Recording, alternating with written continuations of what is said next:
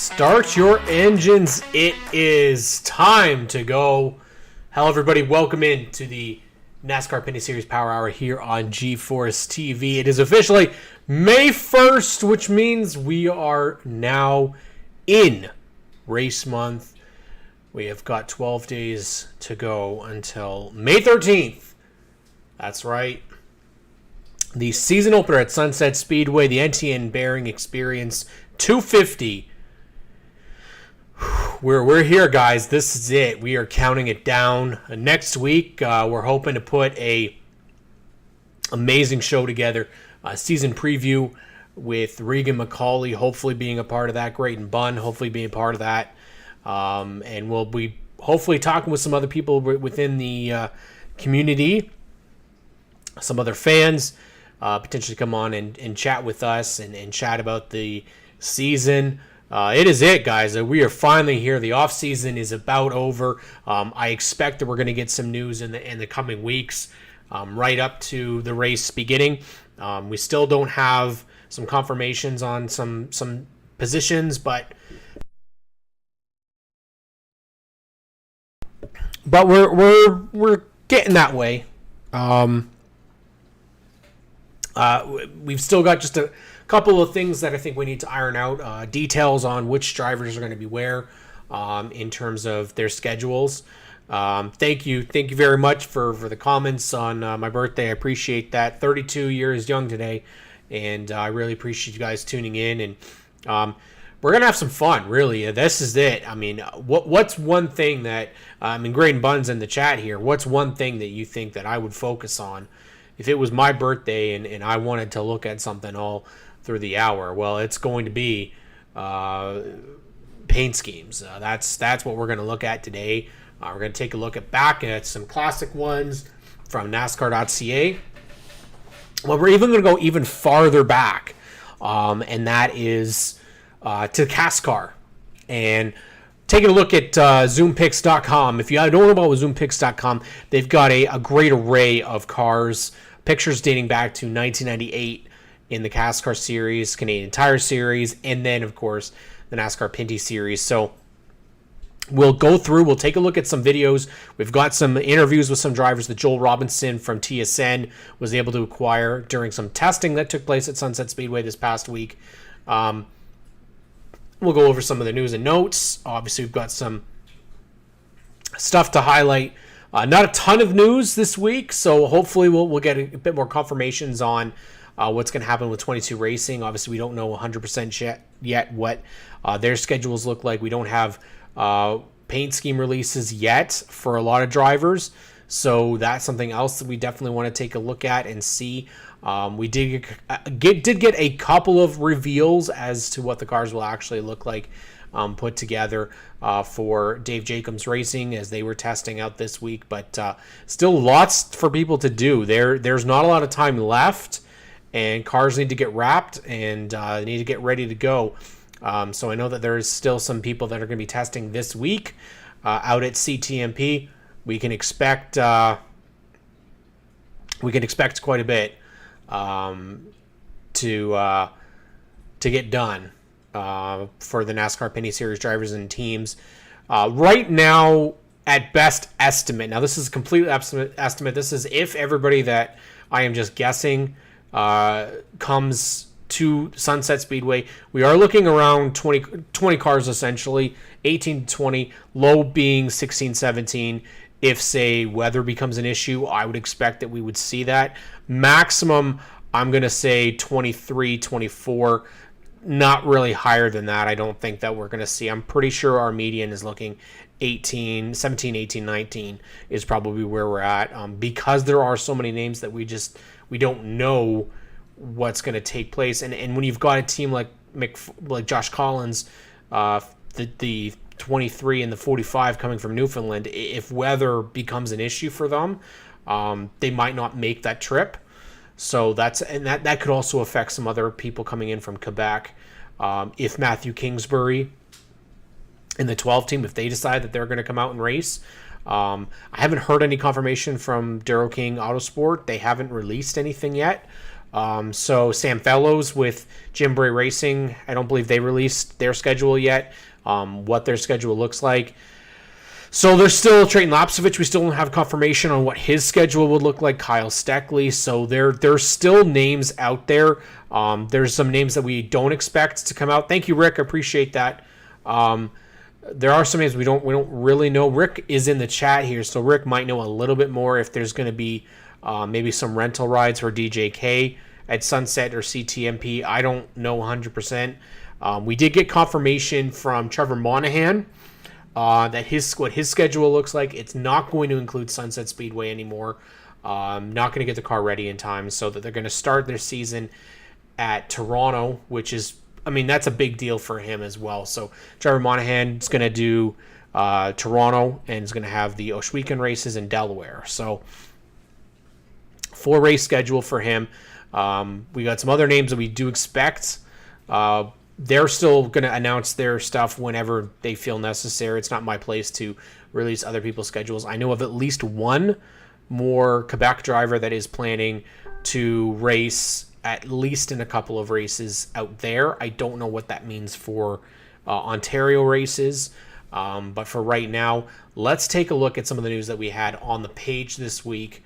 And we're going to start actually with something that Al just brought up here on the page. Here's the first thing we're going to start off with. It is the Chaco and Fast Eddie Spring Tent Sale.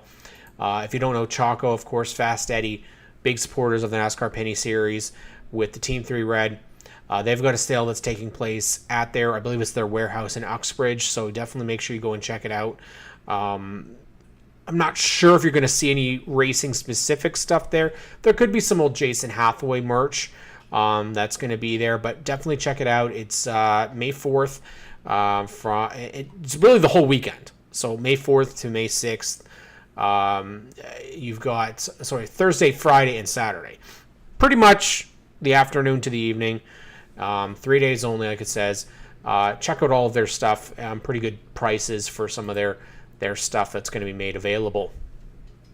So, unfortunately, when I did that and moved into a different screen, it's going to go past everything that I had forwarded. But we're going to go back and we're just going to take a quick look at some of those little pieces of information.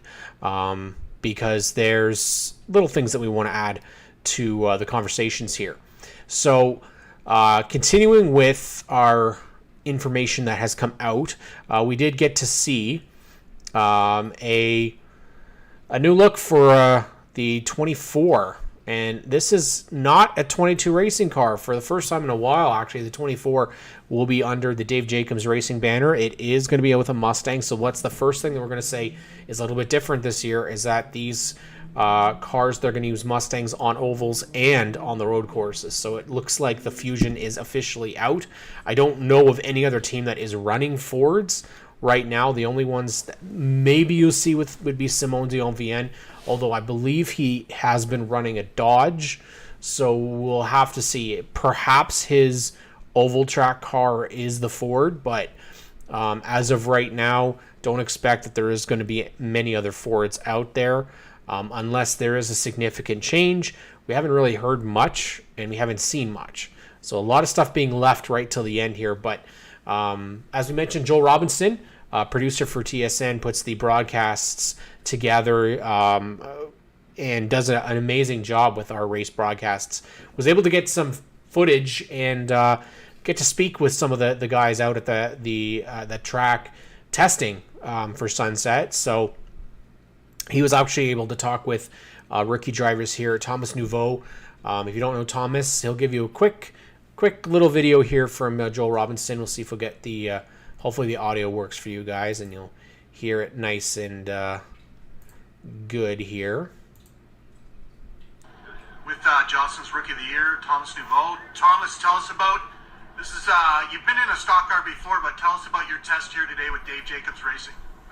It's been good. It's really the first time I've been with the team. Great team. The guys are working really hard. And just learning the track here at Sunset and learning how the car works and getting ready for round one. Big jump. You've come out of the open wheel ranks. You've been running Porsches in the spring. Tell us about the jump to stock cars. Much heavier car, more power.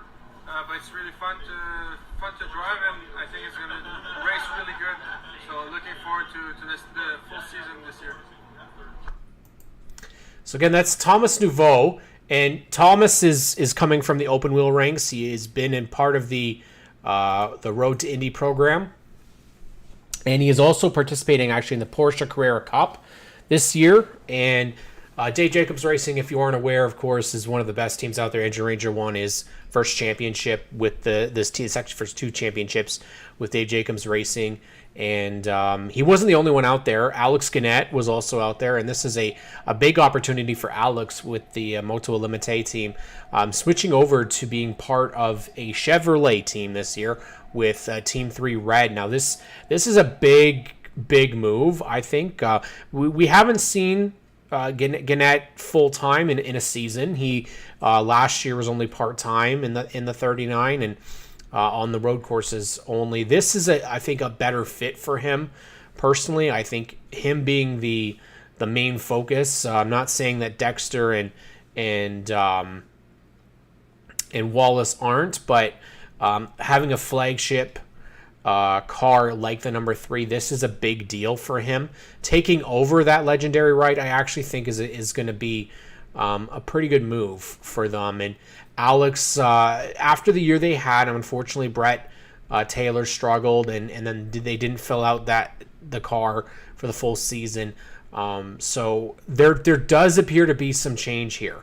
Ray Jr. Cornamash, Rafael Lassard, it does not appear that they will be back in any sort of capacity to the Pinty series this year, unless it's a limited race, which I could see like a GP3R.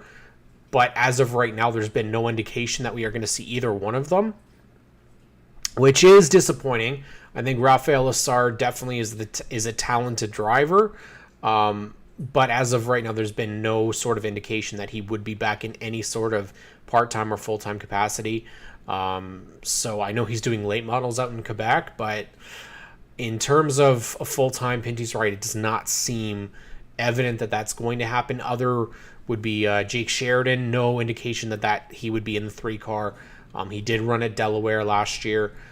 If he was going to participate, I would expect Delaware would be the one race that maybe he would do. But as of right now, Alex Gannett is the guy that is going to be piloting the number 3, and Joel was able to get a word from him as well. Let's hear from Alex Gannett.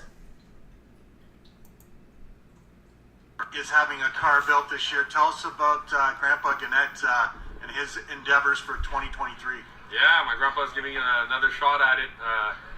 Hasn't raced in a couple of years, but he's really good, and he's been putting a lot of practice, and I'm sure he'll be practicing with his new car. So really looking forward to racing with him over at the iCar, and I think he probably will be running a couple of other ones, but for sure iCar. And yeah, I'm really pumped to be on track with him. It's I think he's turning 77, so it's crazy, man. But I'm real happy for him, and it should be a really good time. He's got a new Whitey chassis, new car being done, so I bet you he's looking forward to that. Yeah, he's all out. I mean, it's probably his last go at it, so he went definitely all out for that one. Nice. So if you didn't know already, Alex Gannett's grandfather, Jacques Gannett Sr., is actually going to participate in the NASCAR Pinty Series this year. They've got their own car. It's going to be number 93, I believe, and not final approval as in terms of the paint scheme when they put it out there. But what they are trying to do is have 3 decades worth, three different levels. You've got senior, junior, and then Alex. So grandfather, and grandson, and then father and son all kind of being together. That would be really quite big. I am just trying to see if I've got a quick glance of that car. It doesn't look like it's available right now. We do tend to talk a lot on the page here, so there's lots of new stuff there. So far, those are two of the names that we've seen out there. We're going to take a quick look. This is Alex Taglioni's beautiful helmet for this year with Eva Rose, his daughter's handprints on the back. Beautiful looking car. Significant presence of NTN on the car than Saint-Hubert. No confirmations on what else is going to be on this car for this year. We have not heard anything about Viagra. We see Cantork on there, Quick, but we don't see anything from Pfizer.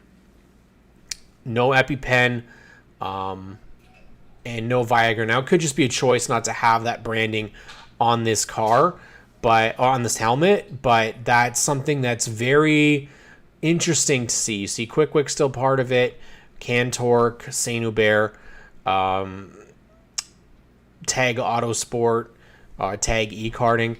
That's all part of it, but those other companies not listed there.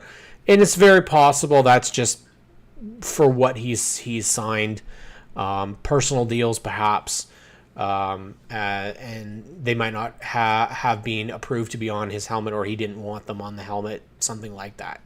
So those are some interesting tidbits there about the helmet design. Then we'll continue forward. Now, this is a driver news. Now, this is one that I don't think many of us were really expecting, although it isn't something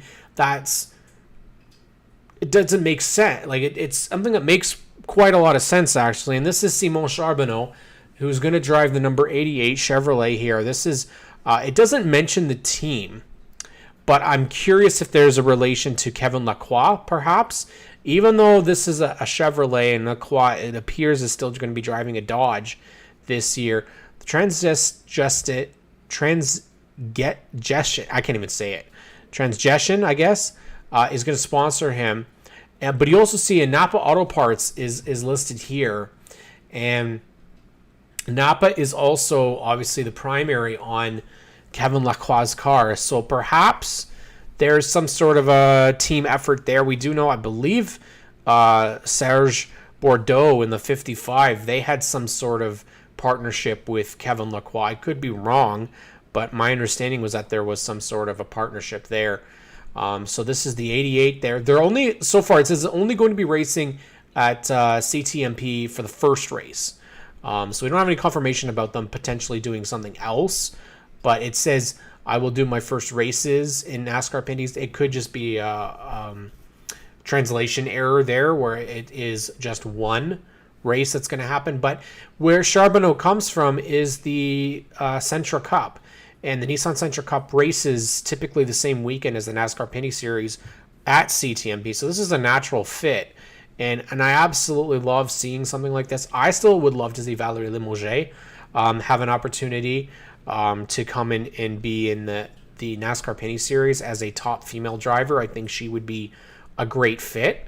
Again, it's all about that funding, but Simon Charbonneau, definitely excited to see a new driver come into the series. That's always exciting with a new partner that hasn't, as far as I know, I don't believe we've seen this partner before in the NASCAR Pinty Series. So definitely really, really cool to see this. And so we're going to continue on here with the news, but great stuff to see Simon Charbonneau as part of things. Alex Gannett did celebrate a birthday. He wasn't the only one that celebrated a birthday. Also confirming that it is the NTN Ultimate Bearing Experience 250 starting at 7 o'clock at Sunset Speedway on May 13th. Now, this is not the only race that's taking place. The Big Z Memorial Race, Hot Rod race, 46 laps, $4,600 to win.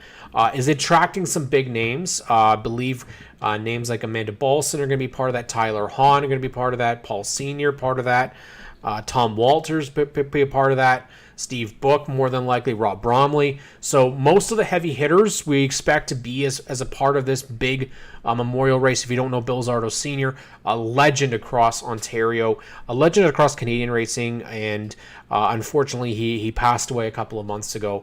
And was competing in this series and winning in this series up until last year, really. He was in the series right up to the finale in the Autumn Colors Classic, finished on the podium like the true badass that he was. So very rewarding to see that a memorial race will be run for him. Obviously wish he was still here with us and see what he could have done, but Bill Zardo Sr. Will be missed, and they're going to run that race prior to the NASCAR Pinty Series race. So definitely make sure you guys go out and get your tickets. In case you have questions regarding what's going to happen at the track, definitely we will get to that. But There was other names that were at Sunset Speedway. Joel Robinson was able to get another name. Now, you may have seen this previously on Race Rivals Racetrack. I'm going to play it just again. Brandon McFarland coming from Newfoundland to race in the NASCAR Pinty Series this year. Got a car from EHR. This is a championship winning car, 2020 championship winning car that they're going to be competing in this year. Now, as far as I know, you're going to have both cars are going to be running at Sunset Speedway. I expect, obviously, Newfoundland. And the other races that would be probably in their wheelhouse if they're going to run ovals, obviously would be Chaudier, and Delaware would be the other one. So if they're going to be doing those, just the oval races, that's what you're going to look at. Josh Collins Racing, of course, make sure you go support them on Facebook. They have a Facebook page. Follow them on social media. But let's listen to what Brandon McFarland and Joel Robinson talked about. A couple laps, and what made you come out here today?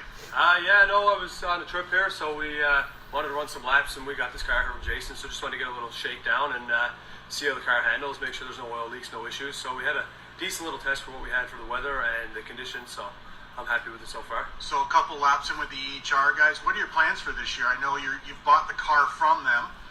You're using your own guys, and how many races do you think you're going to do? As of right now, we're going to run 4 for sure. We're still working on an West Coast swing.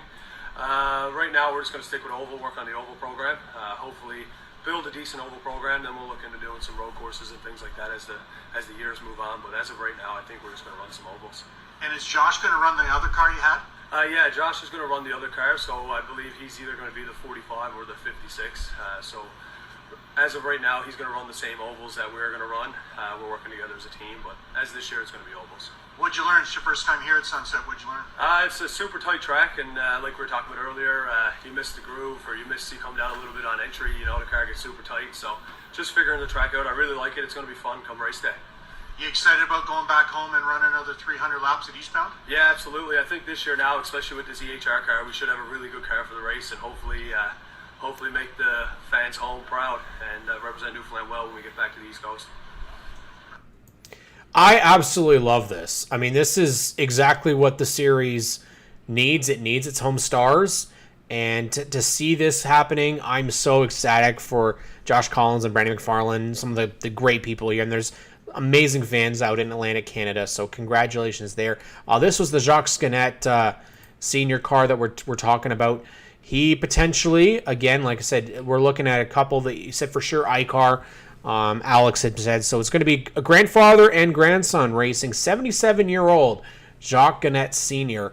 Going to be out on the racetrack, which is great. I mean, last year we had, I guess you call them the veteran guys, Glenn Stiers, Brian Cathcart, Wallace Stacy. They were all kind of battling amongst each other, and that actually was a really fun thing to watch last year. So adding in Jacques Gannett Sr.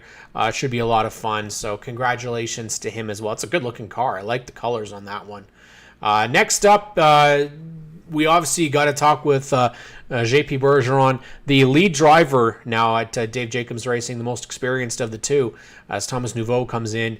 Obviously, JP Bergeron is somebody who we get along with a lot. We love this guy, and he lives and breathes racing and does an amazing job, and also running a beautiful number 1 Mustang. Same looking car for this year, no difference in terms of the paint scheme, but let's hear what he had to talk about. I'm not 100% sure if this is in English or if it's in French, but either way, this is NASCAR Pinty Series, bilingual series. So let's hear what he had to talk about, and let's see what he says.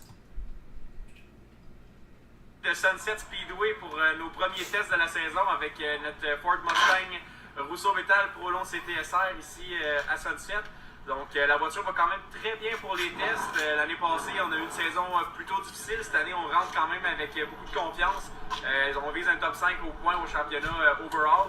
Donc je pense que de faire des bons tests ici, ça va nous donner des bonnes notes pour commencer la semaine prochaine, le 13. Donc bonne voiture, on a un très très bon race trim. La voiture est vraiment à mon goût, donc j'ai hâte de voir ce que ça va faire.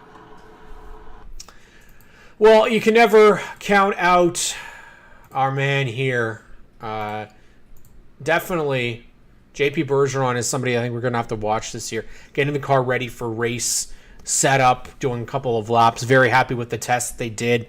And I'm liking this. I mean, I think that JP definitely in his second season, definitely we're going to see something out of him. We also know that with this, with the signs that the trailers are coming back, that means that we are getting ready for race season. How about that beautiful looking rig here for the 96 of Marc-Antoine Cameron. Don't see any sort of difference here in terms of color scheme. Is going to be exactly the same. More like that's what we've got here. The other thing that's interesting, I'm just trying to see if there's any new partners on here. Don't see anything that's striking me as new. Shrink Duo is still part of there. Obviously, Jean Paye is the biggest one. The 96 still there. I would love to see them go with a red base and then switch the black to like a reverse. I just they kind of ran this scheme a couple of years ago. The 96-27, they ran that same scheme with 22 Racing. So I'd like them to swap it just to see how it looks. Really, I love a red car, so definitely, for sure. But definitely love the rigs here. Definitely makes things really cool. And then we go to what Donald Teach has on the back of his rig here. Look at that. How beautiful is this? This is what a stacker normally looks like when you see it in the Cup Series, not in the Pinty Series. But if you don't know Donald Teach, the Don is a man of many talents and a lot of businesses. As you see, he owns several dealerships: Teach Honda, Teach Acura, Mercedes-Benz St. Nicholas, and then Teach Chevrolet, Buick, GMC, Cadillac. So Teach Motorsports. And what's also noticeable here, if you haven't seen it, really a little bit different, the 80 font is different this year. So they've got a different look. Definitely a new paint scheme this year. If you're looking at that, there's no way that you change a font and don't change the paint scheme. There's no way. It also, I don't know if it is exactly the same, but is it not Kyle Busch's 8 font? Maybe with just a little bit of a different look to it, because it looks exactly the same. If not just a tad different, but it's definitely a very slick looking rig for Donald Teach this year. If you don't know, Donald is going to we're expecting him to do all the ovals again, but also going to run GP3R. So except I think Oshwegan. I don't believe they're going to run Oshwegan. So ovals out west, ovals out east, and then of course the big race at GP3R. They did acquire, I believe, a road course car this year. So Donald Teach definitely going to get out there. Don't believe that we're going to see his brother racing this year. And then we got our first real look at a 2023 scheme. Now, I was made aware that this is not actually the primary. This is the backup. So likely why we don't see all the partners on it is because it's a backup car. So how about that beautiful look in 31?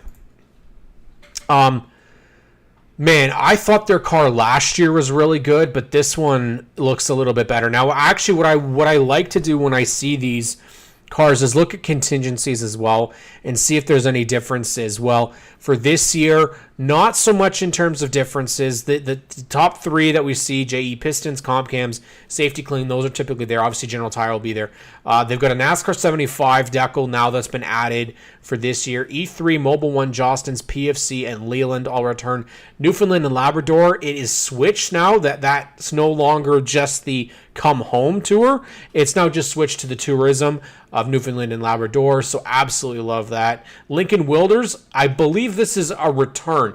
I don't think they were on as contingencies last year, but they have come back, so that's good to see. And then Holly MSD was not. They have now been added. So again, whether or not these are series contingencies or whether these are just the car, I'm not 100% sure. I believe with NASCAR, they have to be approved to be there in the contingency panel, so I believe that these are new acquisitions, and that is a great sign. We don't want to see less. We want to see more contingencies in the series. And I might be I might be a stickler for the original look of these race cars. I prefer seeing small contingency panel decals. I don't prefer the Cup Series where they just have like that spot blank. I think it makes the car look too blank.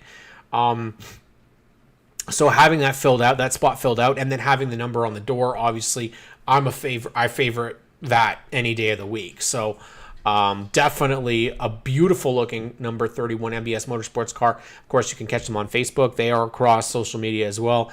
Daniel Bois is part of that team as well. So you're excavating on the hood. Beautiful looking car.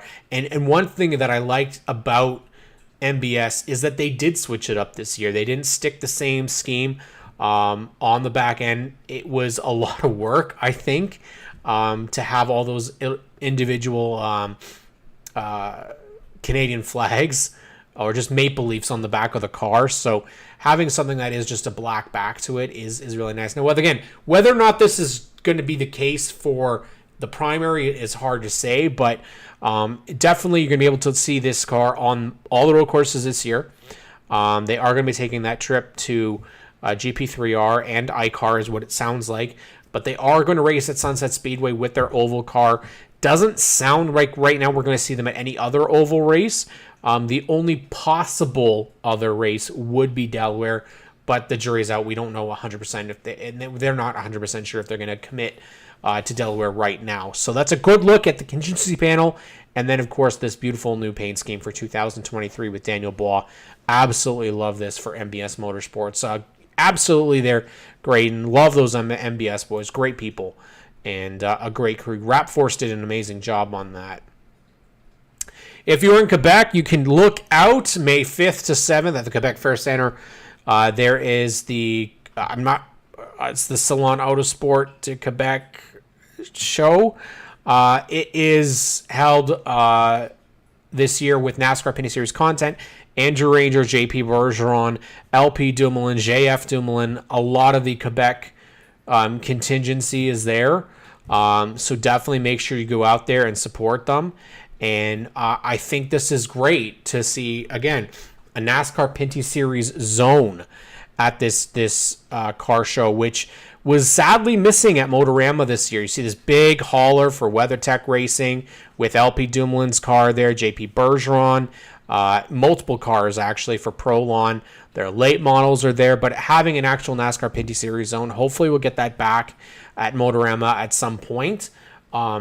It is a lot, obviously, to get all the materials brought up, but I think to have a specific zone like this, I think next year we can definitely do something pretty extreme and pretty big. A lot of these are some big supporters of the NASCAR Pinty Series, a lot of these companies. So Martin Danjou and Festi Drag does an amazing job promoting our series, and they should be recognized. And so definitely, guys, if you have the opportunity to get out and head out to Quebec for May 5th to 7th, definitely get out there and showcase and see some of the amazing Quebec talent out there. I don't know of any Canadian Ontario drivers that are heading out there right now. It does just appear to be a Quebec heavy show, but that is to be expected. Whether Tag is there, I can't remember off the top of my head if they did say that Tag will be there, but a large majority, Dominic Fougere and the entire amazing crew in charge of everything. Obviously, Martin and Karine from Festi Drag. You guys see them probably at every NASCAR Pinty Series event, so this was definitely a big deal to see that. In Wetaskiwin, in Edmonton, July 16th to the 23rd, it is officially NASCAR Week in Wetaskiwin, so congratulations to Edmonton International Raceway. They are also in that advanced auto parts track challenge with not only Autodrome Granby, but also Eastbound Park, trying to win a good amount of money for their racetracks. So again, confirmation here from Trevor Monahan, 2023 schedule for Trevor Monahan, Honda Indy, Ohsweken, and Delaware, so 4 races for them. Now, this is the key point that I wanted to bring up for Sunset Speedway. This is coming directly from Sunset. This is regarding spots to camp at Sunset Speedway. So it says we're counting down the days to Pinty Series and our Spring Velocity. They've had a number of inquiries in regards to overnight stays. Please note that spots are available on a very limited basis. If you're looking to stay overnight for either weekend, you have to book your spot ahead. You can't just show up and camp for the weekend. So email Brian at sunsetspeedway.ca. There's also hotels in the area if you are not able to camp at the racetrack. They don't have a large camping spot at Sunset, so and it's not like CTMP, and it's not got the facilities to handle a huge crowd of people. So if you are going to, make sure you call ahead, make sure you email, get your messages into Sunset Speedway. I don't know where they're at right now. I would suspect that they've probably gotten a good amount of spots booked, but this is not just for fans. This is for drivers and teams as well, especially in case there's weather. We don't know what the process would be. I know NASCAR will try whatever they can to make sure that the race is done on Saturday, but we'll have to they'll revisit it. So make sure you guys book ahead if you are planning on trying to stay. Alex LeBay celebrated his birthday this week, but also he and his significant other, Valerie, celebrated the birth of their daughter, Adele. So congratulations to our former champion, Alex LeBay, as a proud new father. Congratulations to Valerie and the entire LeBay family. This is great news for them, and congratulations from all of us here on the show. Big Mac, Marc-Antoine Cameron, celebrated his birthday yesterday, so congratulations to him as well.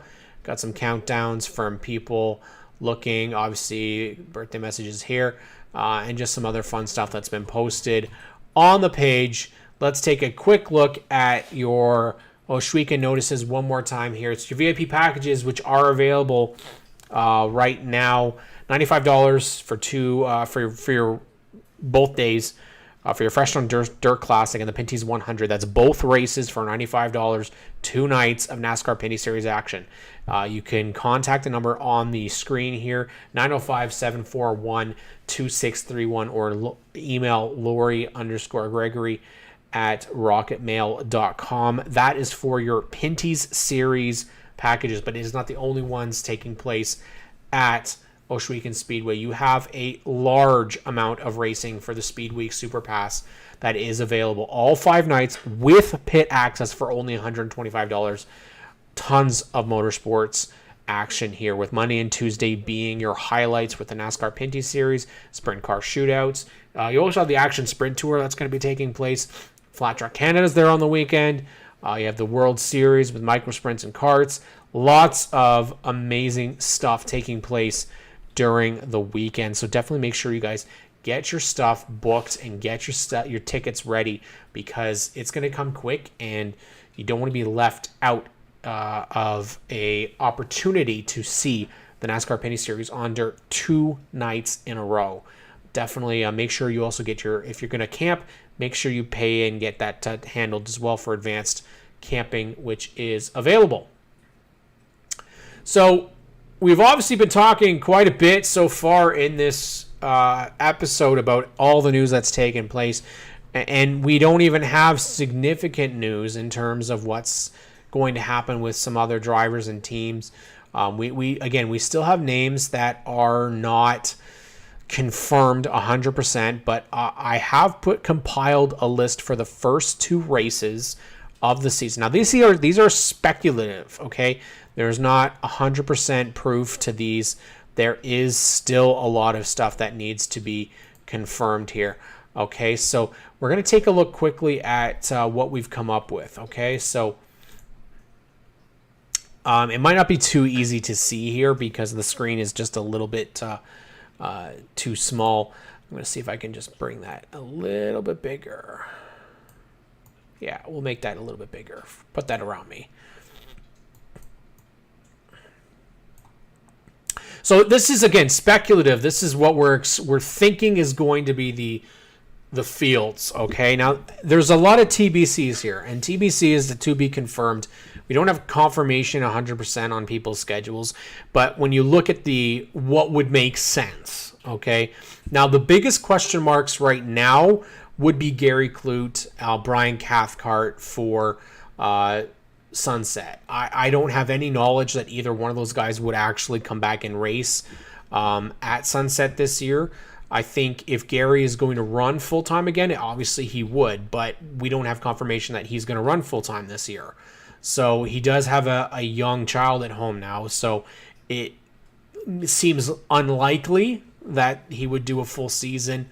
Brian Cathcart didn't end up doing a full season last year. Whether or not he's going to do any races this year, we don't know 100%. So Glenn Stires, we already have confirmation about him. JP Bergeron, Alex Gannett, Brandon Watson. Now, interesting enough, Todd Lewis on the Racing and Out podcast did say that Brandon Watson would drive the 64. So whether or not there's confirmation there, it would be very interesting.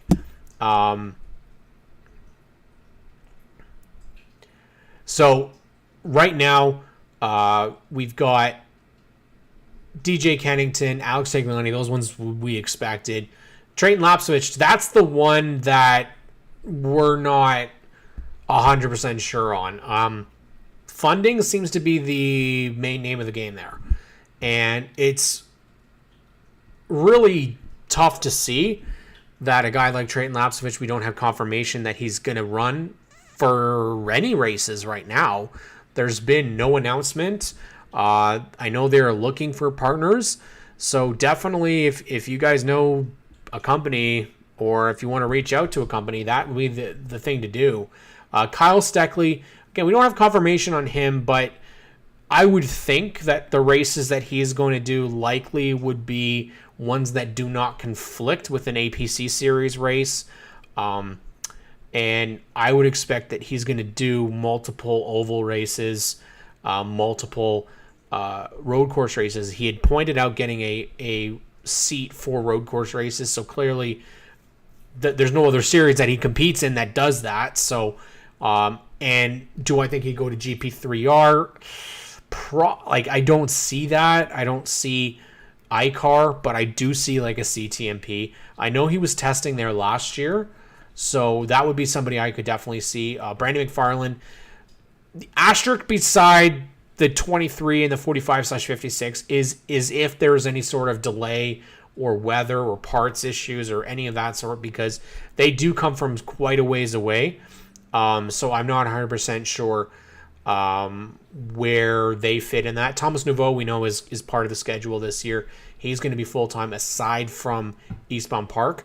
Andrew Ranger, the champ's back. Daniel Bois, again, if they have any sort of problems, maybe they wouldn't do this race. But LP Dumoulin, Wallace Stacy, Kevin Lacroix, Donald Teague, Larry Jackson, Dexter Stacy, Marc-Antoine Cameron, and then Sam Fellows. So the way I look at it as we could have some other names like, say, Matthew Kingsbury, who could potentially show up.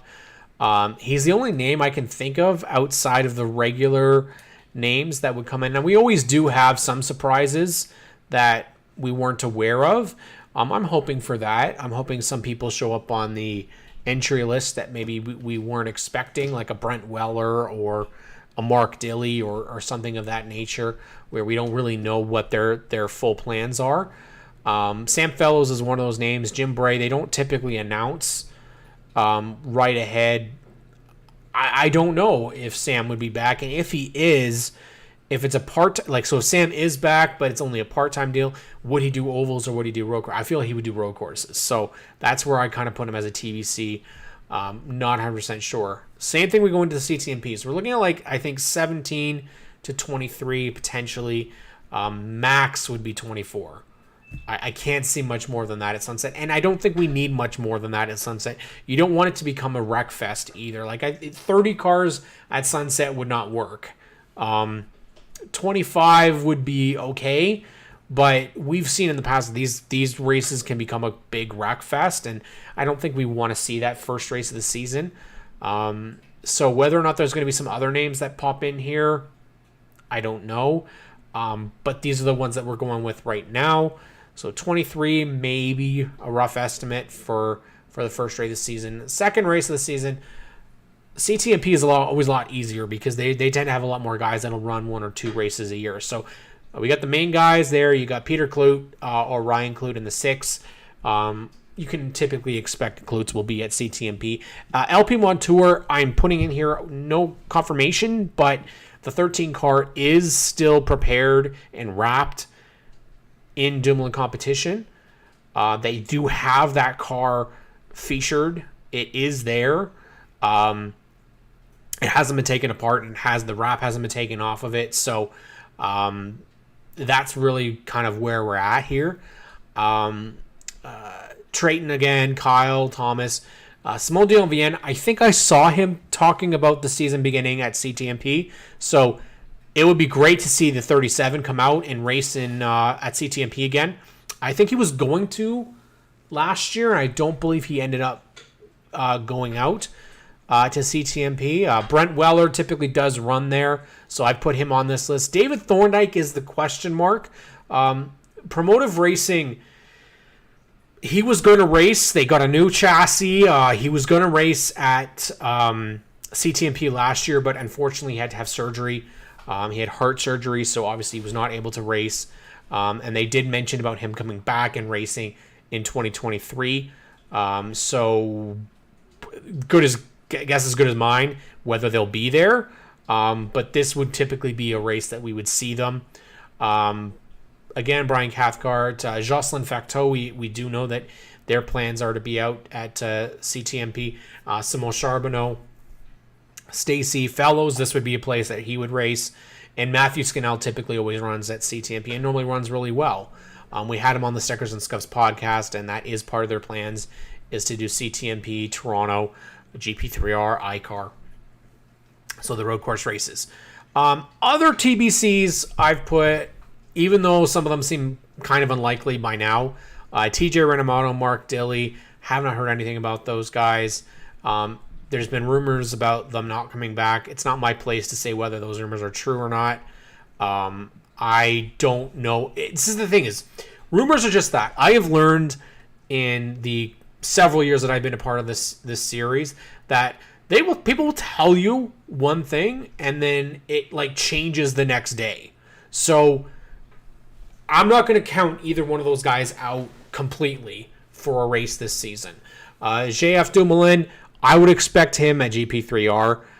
Anywhere else, so JF is really busy as a driver's coach, so I don't think that we would see him anywhere else. Ray Jr. Cordemosh, Raphael Lessard, I don't expect either one of those names. Matthew Kingsbury, I'm going to say Alex LeBay has potential to do a couple of races, but again, young family, Xfinity Series opportunities for him.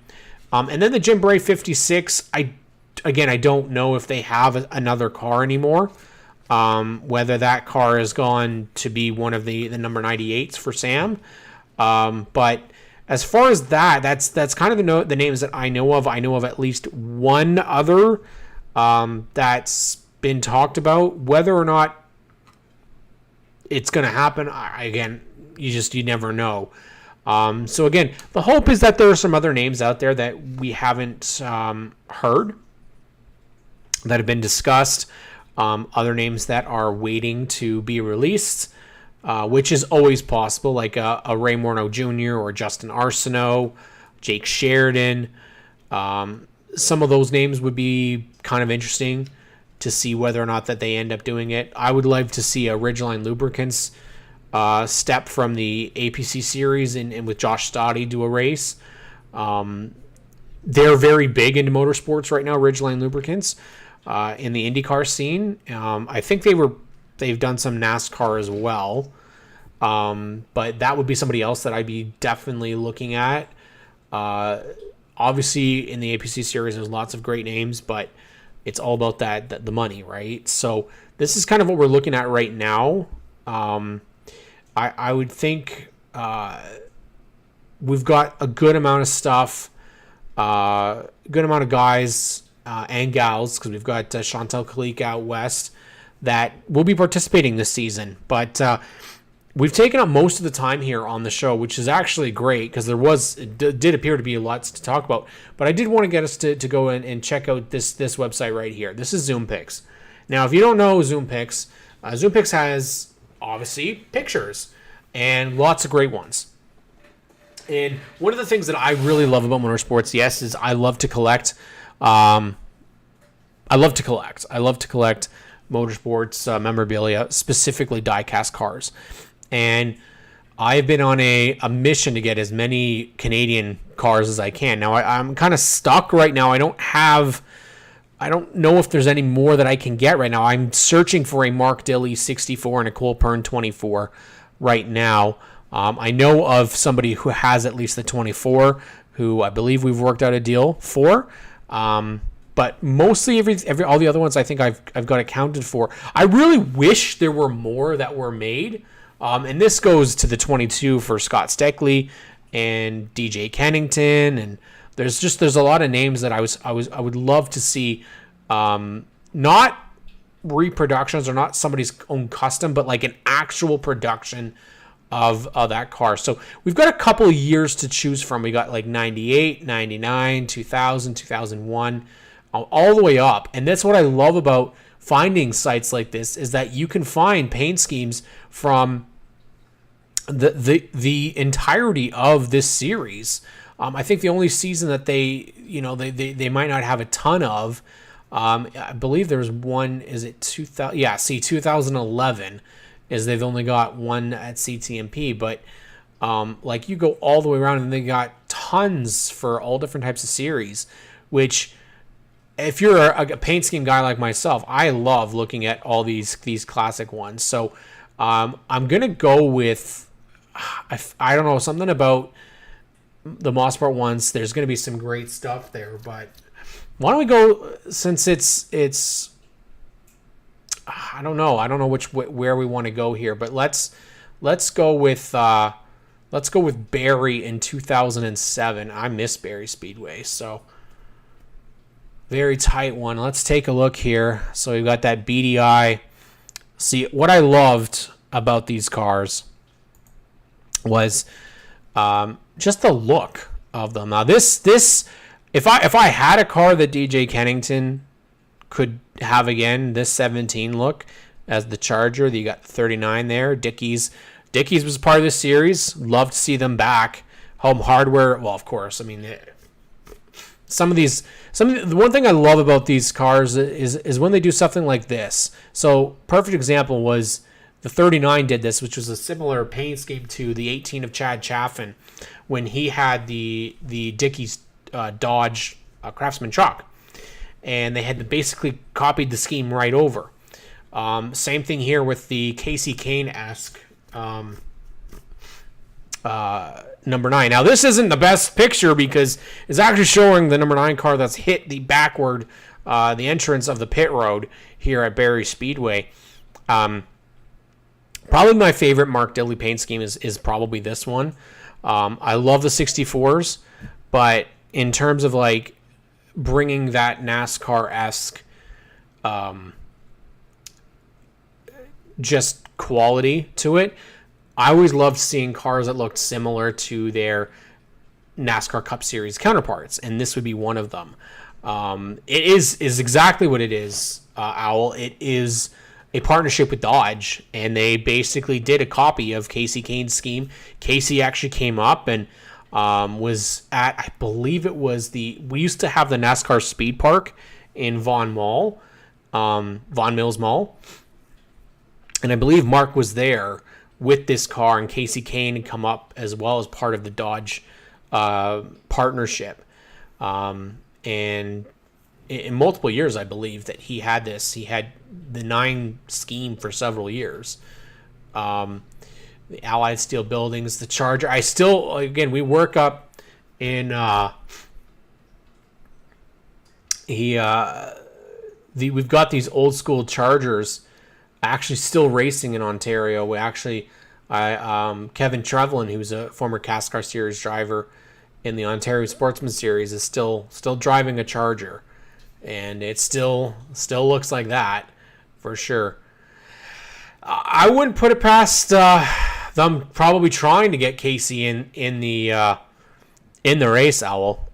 We've had a couple of guys that did it several times. Matt Kenseth, Tony Stewart, Ted Musgrave, Kenny Wallace, Jeff Bodine, Sterling Marlin, Ken Schrader, Johnny Benson, Dave Blaney, Austin Dillon, Ty Dillon, Noah Gregson, Christopher Bell, Kaz Gralla, Timmy Hill, Chad Hockenbrot, Jeb Burton. All these names that I'm talking about right now, they've all been in a Pinty Series race. Even it was back when it was CASCAR or to current. There you go right there. That's the end of the car right there. Riley Herbst, yep. Riley's car, actually, Rick, Riley's car was one of the best looking ones.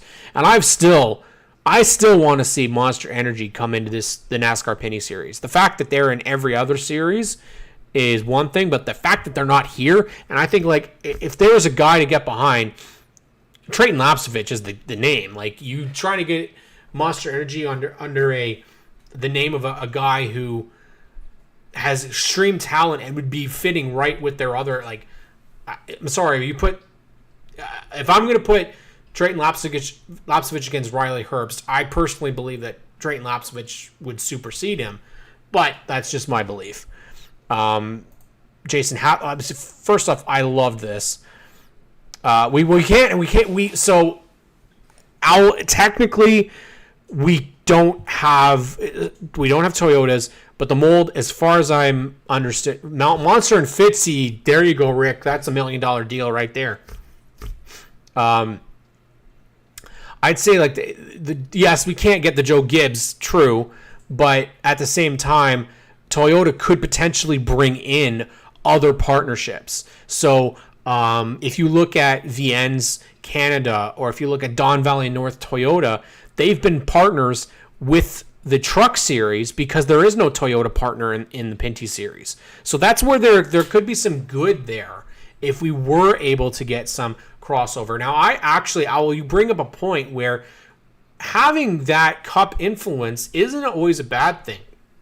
Now, we have had the Rick Ware experience. It didn't really work out here. We got 1 year out of it, but Rick did pretty well with it. Got themselves a win, and we're in the championship battle in that 51 car. It didn't really work out in the end for more than one season, but we've seen where partnerships like that could work. And the Can-Am deal, same thing with Go Fast Racing Canada and Alex Labbe. Ultimately, it led to him going down there, but KBM is the name, actually. And Rick must know what I'm going to say before I say it, because Kyle Busch Motorsports is the name that I feel, if we're going to do some sort of a Cup driver coming into a series, Kyle Busch is the name that I would want to get.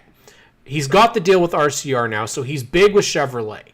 Chevrolet already has a big connection within the Pinty Series with GM Paille. So we've already got Chevrolet that's got a lot of support behind it. Toyota, though, I don't know if I see anybody. Joe Gibbs would not be doing that. Where I see a Joe Gibbs for us would be Venturini Motorsports in ARCA, because they have such a strong connection with the Toyota development team. Now, you tell me about Toyota, I'd say, okay, Toyota's got Caden Lapsovich as a Venturini crew chief. Why not have a Toyota development team that runs in Canada with Caden Lapsovich as a part of it? I'm just saying I'd love to see it, just for the fact of having Caden in the car. But also just adding another manufacturer, right?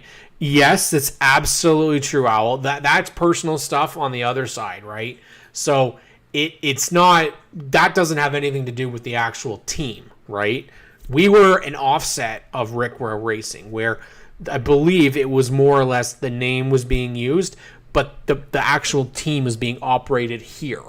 So that would be a little bit different. To have an actual team come from the U.S. up here likely isn't going to ever happen. I don't see that being the case. But where there could be some good crossover is through that promotional side of things with, say, a ARCA team like a Venturini, where you can get that back and forth. I think by having somebody that could go and do an ARCA race one week and then come back and do a Pinty's race. We've seen it with Andrew Ranger. He did that in the early 2007, 2008, 2009, where he actually participated in both. He didn't do the full season, if I'm not mistaken, for the Pinty series that year. Because of that, is that he had other races that he was part of. But again, how you can, when we look at this series, and this is why I do this show, is when we have these conversations, it makes me think about how much more we can be, how much more opportunities are out there, how much more you could get people interested. The real struggle right now is that initial get them in the door. That's the hardest thing right now. So as Rick says, we were just funded by RWR. Cars were prepped at DJK. So that's essentially what it is.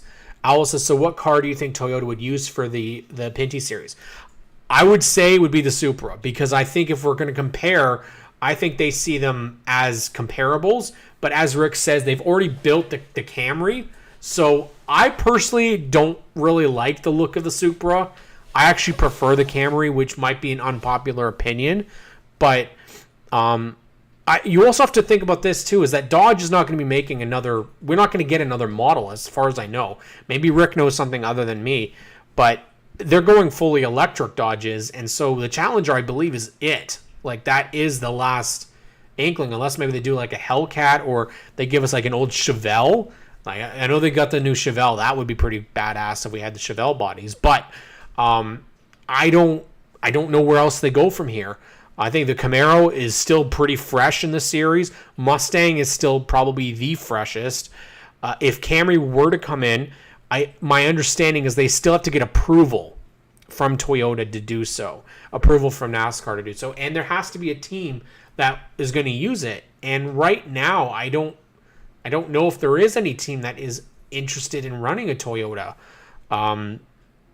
We know a lot of the guys are affiliated with Dodges, or they're affiliated with Chevy, or you have a team like Dave Jacobs, which has never really strayed away from Ford. So there really isn't a ton of options out there. Now, I don't know if it's ever going to switch NASCAR's opinion where they would ever consider going and letting old body styles come back in, like a Charger or Monte Carlo or Impalas, and maybe that would make it easier. I don't know. In fact, those are saying that Dodge should return to NASCAR. I have some bad news. The main reason why they can't go to the big series is because they're in some financial trouble. Whether they are or they aren't. The reality is, Al, is I think the way that they should be looking at this is going with whatever manufacturer they could bring in. It doesn't have to be a Dodge. I think that if you're going to go and try and get a manufacturer to come into a series, whether it be the Cup Series, whether it be the Pinty Series, you've got to go and try and get any OEM interested that would bring any sort of interest, any sort of partnership, and any sort of funding. Whether that is a Nissan, whether that's a Honda, whatever it is, Kia, Volkswagen, who cares? Whatever it is, if they can get them to come in, I look back and when Toyota came in to the truck series in 2004, and Chevy in 2004 and 2005, they funded Chevy trucks just so that there was more to compete against the Dodges and the Fords and specifically the Silverados. So Dodges in this series were they were the king. We had the Mopar Fast 5. Mopar had award programs as part of their business. I actually remember going to Mike Herniak's senior shop, and they had it was either a Ford or a Dodge poster in their shop, and it had all of the drivers in Canada. I believe this was for Dodge, and it had all of them on this poster and talking about all the awards that they would get for the year, like. It was like your Pole Awards or your top 5, and Mopar used to present those additional money, and whatever it was, like $500 or $1,000. That's still money coming into the driver's pocket. So when we have races that are like Oshweekend, where all of a sudden now the purse is $25,000. That is not a slouch. That's the payouts that this series would dream of having each week. And if we did have $25,000 payouts each week, I don't think we would have the lack of drivers, the lack of cars, because the purses are so big. The reality is, though, that is not sustainable week in and week out at every race, because it is a hard thing to do, to sell companies on partnering with, and that's the biggest thing. It is partnering. We have to get away from the word sponsor, because sponsor sounds like you're taking people's money and doing nothing for them. One thing that we talk about with DJ Kennington and Rick Verburn, for a perfect example, is they promote the hell out of Castrol. Every interview that DJ Kennington does, he mentions the Castrol Dodge.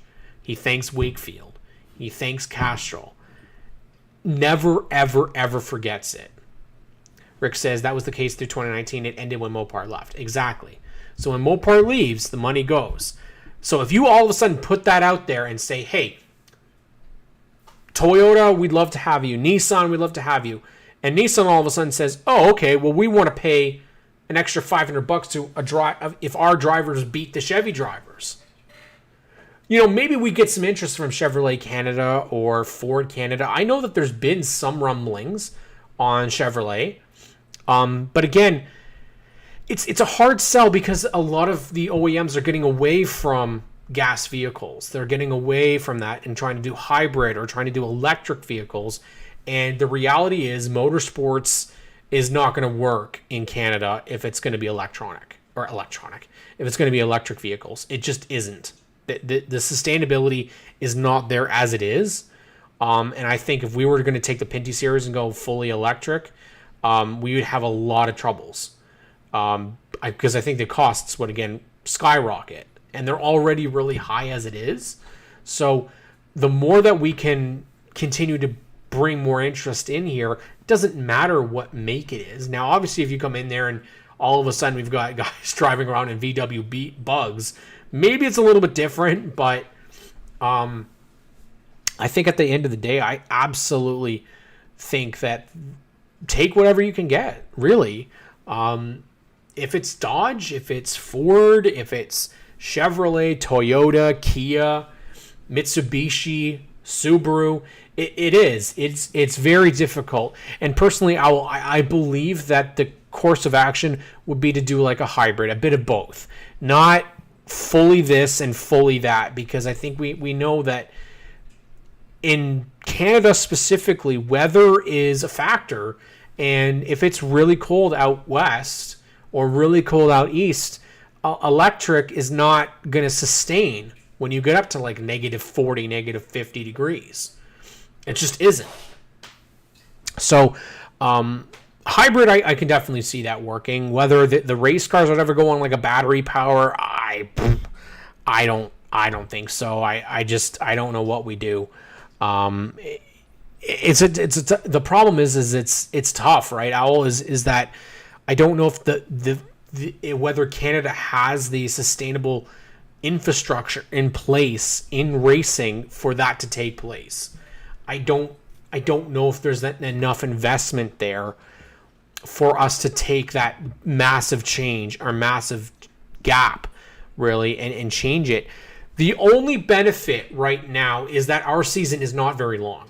We don't race for and I think that there's a major difference here with cars that are sitting in traffic for hours and hours and hours and are on the road all day, every day, 52 weeks a year.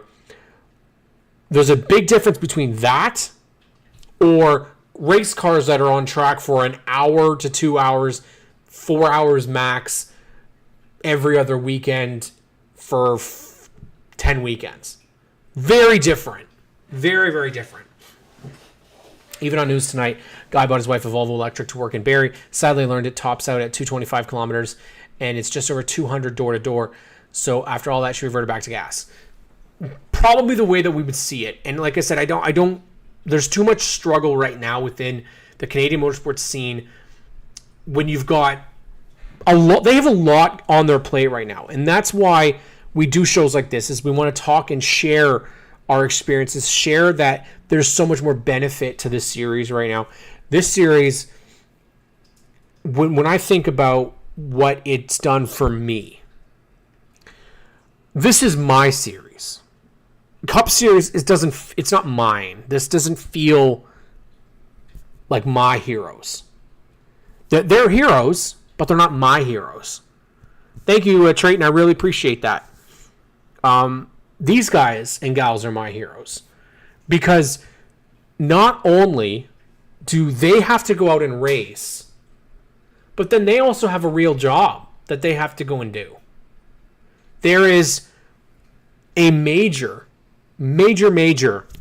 difference between going out there and being a Cup Series star making millions of dollars a race and a Pinty Series driver who's going to lug their own stuff back and forth, who's going to drive from one province to the other, who's going to prepare their own food beforehand. Like, there's a major difference between those two types of lifestyles, and that's why I have so much more respect for the guys and gals within Ontario and Canada that do it. And that's why we put this stuff on. That's why we have shows like this, is to give back. As race fans, we tend to be very vocal, but also we tend to be very selfish at times and say, oh, there's not that many cars, I'm not going to go to this race. And I was of this belief. And it wasn't until I started to actually communicate and be involved with people that you realize how much actually goes into it. This isn't simple. It isn't an easy thing to do. In fact, it's quite nuts when you think about it. The fact that you have people, perfect example, you take the guy who's in charge of the series this year, who's a CEO of another company that's trying to launch this year. He's going to do that on top of his NASCAR Pinty Series. He's going to do his regular job and then have the NASCAR Pinty Series duties on top of that. Not only that, it's the officials. It's people within the series that are crew members that go from their day job to the shop, work until midnight, then go home and do it all over again. You got guys in the chat like Trayton Lapsovich, Tyler DiVincenzo. These are young drivers. They don't have the billions and billions of dollars to get to race, so they have to go to school or work to build a career for themselves. They don't have marketing people that go out and get sponsorships. Tyler DiVincenzo says he's broke. That's what it's literally the story I have heard from driver to driver to driver to driver. And why do you do it? Because you love it. You do it because you love it. And then us as race fans, we tend to forget that. You forget about everything behind there. You forget everything that takes place.